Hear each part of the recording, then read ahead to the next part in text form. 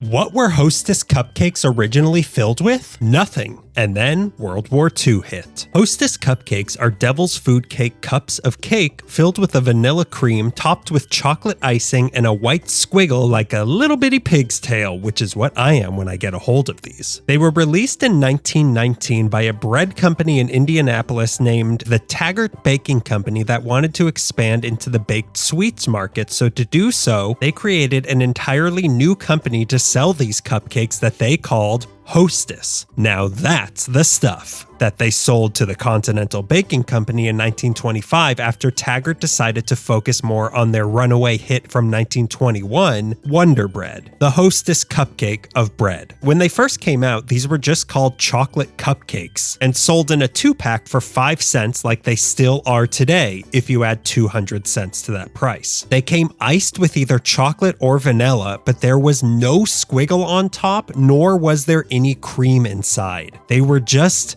cupcakes.